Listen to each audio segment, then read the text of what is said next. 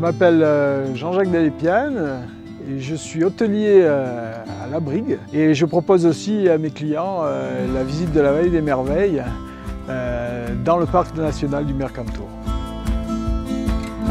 J'ai grandi et vécu à La Brigue toute ma vie. Ma grand-mère avait un bistrot dans le village que mon père a repris un peu plus tard et ensuite il a rénové un hôtel abandonné depuis la guerre de 40, un ancien hôtel de 1890 et moi j'ai repris la suite en 90 pour perpétuer la tradition familiale.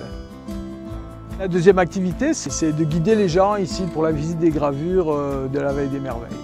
C'est un nom qui a été inventé par un journaliste qui s'appelle Taxiteur, qui est un peu la contraction de taxi accompagnateur.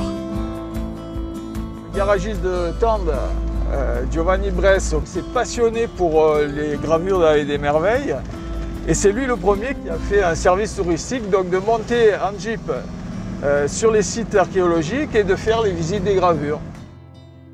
On amène les gens avec le 4x4 au plus près des gravures, donc sur le site, et ensuite on fait le reste de la visite à pied, mais ça permet quand même au plus grand nombre de pouvoir profiter de sites archéologiques qui seraient réservés vraiment uniquement à des sportifs, quoi. On est en partenariat avec le parc national du Mercantour pour permettre à tout le monde de pouvoir accéder à ces gravures. Voilà, là on a la première roche gravée depuis qu'on est parti. La Vallée des Merveilles, c'était l'Italie jusqu'en 1947. Ce qu'on appelle Vallée des Merveilles, c'est le mot qui vient de l'italien meraviglie, sortilège, l'étrange, le fantastique, parce que toutes ces gravures qui sont représentées, qu'on voit ici dans les rochers, représentent encore aujourd'hui une énigme pour ce site. Ce sont des gravures qui constituent à peu près à l'âge du bronze, donc entre 3003 et 2008 avant notre ère. C'est un des plus grands sites archéologiques d'Europe. On est à 36 000 gravures. C'est 12 km² de gravures. C'est sur 2 vallées. C'est vraiment quelque chose d'unique en Europe. Et surtout à cette altitude, à 2000 mètres.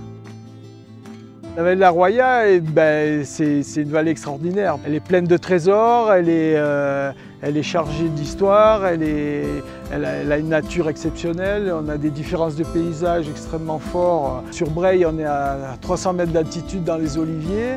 Une heure après, on peut se retrouver ici dans un univers chaotique minéral érodé par les glaciers, tout en étant à 30 km à vol d'oiseau de la Méditerranée. C'est la plus belle vallée du monde, pas que pour moi.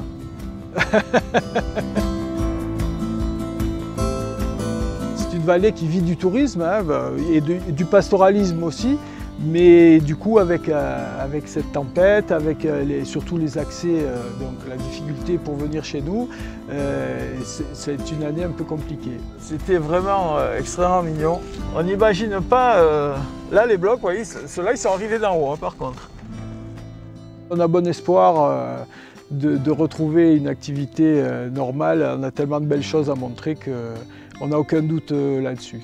C'est l'idée de continuer de défendre un territoire face au dépeuplement, face aux difficultés. Donc de rester, de continuer, je pense que c'est une façon de montrer aux jeunes générations qu'il y a moyen de gagner sa vie ici, qu'il y a moyen de faire de belles choses et qu'il y a moyen d'avoir une qualité de vie assez extraordinaire.